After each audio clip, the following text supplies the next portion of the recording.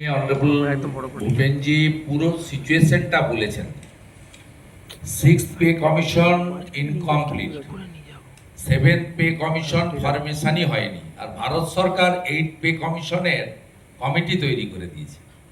এখানে ডিএ নিয়ে স্যাট থেকে শুরু করে সুপ্রিম কোর্টের সেকেন্ড টাইম ফাইনাল জাজমেন্ট এসেছে।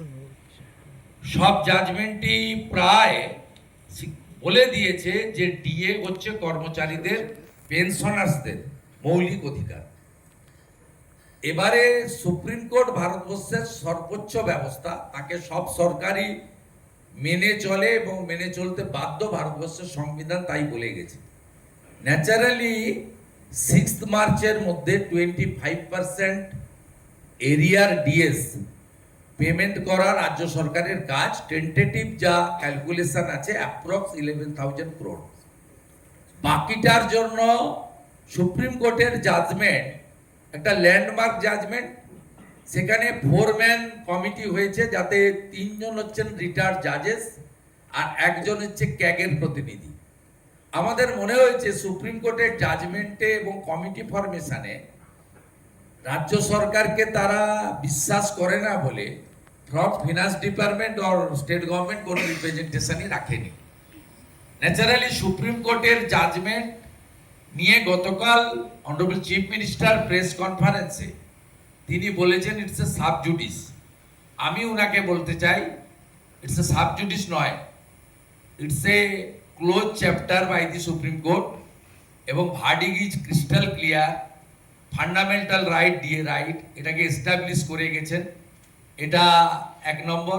সেকেন্ড হচ্ছে কিভাবে এরিয়ার ডিএ পেমেন্ট করবেন তার পুরো রূপরেখা সুপ্রিম কোর্ট বলে দিয়ে গেছে। তাই মুখ্যমন্ত্রী কালকে যে কথা বলেছেন তাতে এই নেগেটিভ ইঙ্গিতটা এখানে আছে। এই সরকার কনস্টিটিউশনের যে 4টে পিলার রয়েছে, একটা হচ্ছে ল মেকার্স, অ্যাসেম্বলি কিভাবে চালায় জানেন, অপোজিশন লিডারকে 11 মাস সাসপেন্ড করে বাইরে রাখা হয়েছিল 5 বছরে, যেটা কোনো জায়গায় হয় না। সেকেন্ড থিং হচ্ছে ব্যুরোক্র্যাটসদের কি অবস্থা আপনারা জানেন। থার্ড হচ্ছে জুডিশিয়ারিকে অনারেবল সিএম কিভাবে অ্যাটাক করেছিল আপনারা জানেন, এবং তার জন্য জাস্টিস কৌশিক চন্দ্রের বেঞ্চে উনাকে 5 লক্ষ টাকা পার্সোনাল ফাইন করেছিল, যেটা কলকাতা হাইকোর্টের বারকে দিতে হয়েছে। Only political public representative after independent, যাকে 5 লাখ টাকা ফাইন করেছিল কলকাতা হাইকোর্ট, এবং পার্সোনাল ইনকাম থেকে তাকে সেটা দিতে হয়েছে। ন্যাচারালি উনার এই যে কনস্টিটিউশনাল মেন পিলার জুডিশিয়ারি, এটাকে তিনি বারে বারে অপমানিত করেছেন। আমি মনে করি যে কর্মচারী এবং পেনশনার্সদের যে লড়াই, এই লড়াই অত্যন্ত লেজিটিমেট লড়াই, এবং মার্চের মধ্যে যদি 25% টাকা না দেন আইনে ব্যবস্থা নেওয়ার সুযোগ রয়েছে। বিজেপি অলওয়েজ তাদের সঙ্গে আছে। আমাদের বিজেপির যে কর্মচারী পরিষদ ছিল এই ডিএ লিগ্যাল ব্যাটেলে, তারাও অংশগ্রহণ করেছে।